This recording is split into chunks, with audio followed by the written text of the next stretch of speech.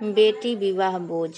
बड़े ही अरमानों से गुड़िया की तरफ सजाकर दुल्हन बनाकर विदा किया था। सरोज जी ने अपनी बेटी सालू को अच्छा परिवार सभ्य और सुशील लड़का जानकर ब्याह दिया था। सालू को शेखर के साथ सरोज जी के भाई ने रिश्ता करवाया था। देखने में जितने सीधे लग रहे थे, शादी के बाद उतने ही तेज मतलबी और दुष्ट निकले। सालू के घर वाले, जैसे हमारे देश में ज्यादातर घरों में लड़के के अवगुणों को छुपा लिया जाता है, उसी तरह शेखर के अवगुणों पर पर्दा डालकर बहुत ही सभ्य और समझदार लड़का बनाकर पेश किया गया। लेकिन शादी के कुछ ही महीनों में सब साफ हो गया। दहेज के लालची और मतलबी लोगों के बीच फंसी सालू सास ननद के ताने तो सह लेती, लेकिन शेखर शराब पीकर जो नाटक करता, गाली गलौज और विरोध करने पर मारपीट पर उतर आता, उससे ज्यादा दिन तक सह नहीं पाई सालू और अपनी माँ को सब कुछ सच सच बता दिया।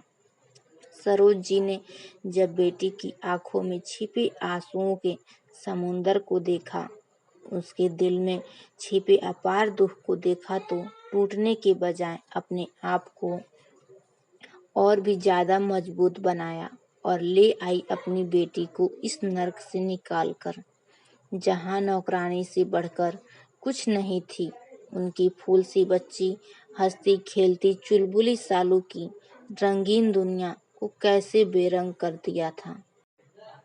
उसके ससुराल वालों ने मिलकर इसे भली भांति समझ रही थी सरोज जी। अगर पति साथ देता और अच्छा व्यक्ति होता तो छोड़ आती उसे वहां, लेकिन पति तो और भी ज्यादा दुष्ट निकला। ना उन लोगों के रिश्ते में प्यार था, ना एक दूसरे के प्रति निष्ठा। बस सालू ही निभा रही थी, वो भी दिल से नहीं, मजबूरी में। सालू को हमेशा के लिए घर लाने के फैसले पर सरोज जी की बड़ी बहू ने विरोध किया और कहा, माँ जी, आप सालू को हमेशा के लिए घर ले आई हैं। अभी साल भर हुई है उसकी शादी को, थोड़ा समय तो दीजिए, हो सकता है वो लोग बदल जाएं। इस तरह घर ले आना तो कोई सलूशन नहीं है ना। क्या इज्जत रह जाएगी समाज में हमारी।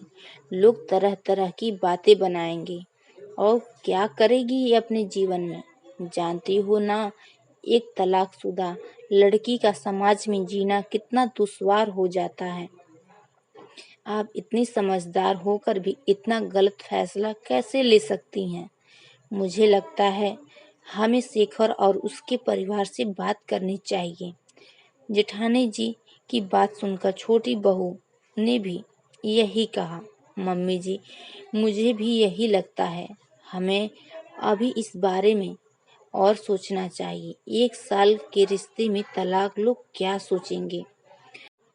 दोनों बहुओं की बातें सुनकर सरोज जी ने कहा, समाज क्या कहता है, क्या सोचता है, ये तुम लोग ही सोचो। मुझे केवल मेरी बेटी के बारे में सोचना है। वो लोग सुधर जाएंगे, महज इस उम्मीद में मैं अपनी हंसती मुस्कुराती गुड़िया को वहां छोड़ दूं मुरझाने के लिए। हरगिज नहीं। उन दुष्टों के साथ एक दिन भी नहीं रहेगी सालू। मेरी बेटी बोझ नहीं है, जिम्मेदारी है, मेरे जिगर का टुकड़ा है और उतनी ही जरूरी है जितना तुम सब। और सुनो, मेरी बेटी की जिम्मेदारियों के लिए तुम लोगों को परेशान होने की जरूरत नहीं है। उसके पापा की पेंशन मिलती है मुझे और वह खुद नौकरी करेगी, पूरे आत्मसम्मान के साथ अपना जीवन जिएगी। मरते दम तक उसकी माँ उसके साथ खड़ी रहेगी। तुम लोगों को साथ देना है तो दो, नहीं देना है मत दो। और रही बात तलाकशुदा बेटी के समाज में जीने की, तो सुन लो मेरी बात। अगर एक बेटी के साथ उसकी माँ खड़ी हो, उसका परिवार हो, तो कोई परेशानी नहीं होती उसे। अपनी माँ के आत्मविश्वास भरे शब्दों को सुनकर सरोज जी के दोनों बेटों ने कहा, माँ, हम आपके साथ हैं। हमारी सालू कहीं नहीं जाएगी, जैसे पहले रहती थी वैसे ही रहेगी और भविष्य में कोई अच्छा जीवन साथी मिलेगा, इसे तो दोबारा शादी करवा देंगे, लेकिन उस दुष्ट के साथ नहीं रहने देंगे। आप ठीक कह रही हैं। सालू नौकरी कर लेगी और आगे पढ़ना चाहेगी तो हम पढ़ा लेंगे, लेकिन इस तरह घुटने के लिए नहीं छोड़ेंगे। सरोज जी ने गोद में सिर रखकर लेटी सालू के सिर पर हाथ फेरा और अपने आप से वादा किया, अब कभी नहीं रोएगी। उनकी बेटी उसे खुश होने का अधिकार है और उसे सारी खुशियां मिलेगी। अपने परिवार के एक गलत फैसले की वजह से सारी उम्र कष्ट नहीं भोगेगी। वो पूरे आत्मसम्मान के साथ अपना जीवन निर्वाह करेगी। दोस्तों, सरोज जी की हिम्मत और जज्बे ने सालू को उस नर्क भरी जिंदगी से बाहर निकालकर समाज के सामने एक उत्कृष्ट उदाहरण प्रस्तुत किया और ये दिखा दिया कि माँ बाप के लिए बेटी बोझ नहीं होती, एक जिम्मेदारी होती है जिसे ताउम्र निभाना चाहिए, न कि ये सोचकर पीछा छुड़ा लेना चाहिए कि हमने तो शादी कर दी और मुक्त हो गए जिम्मेदारी से। लाखों लड़कियां तो सिर्फ इसलिए ही ना चाहते हुए भी अपनी शादी निभाती हैं और जुल्म सहती रहती हैं क्योंकि मायके से उन्हें सहारा नहीं मिलता।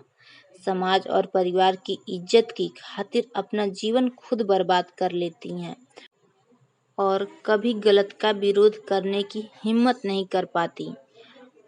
हम औरतों को, खासकर बेटियों की माँओं को अपने आप से ये प्रण करना चाहिए कि हर हाल में हम अपनी बेटियों के साथ रहेंगे, शादी के बाद भी, और अनचाहा रिश्ता निभाने के लिए उन्हें कभी मजबूर नहीं करेंगे और उन्हें ये यकीन दिलाएंगे कि वे हम पर बोझ नहीं हैं, हमारी जिम्मेदारी हैं और हमेशा रहेगी।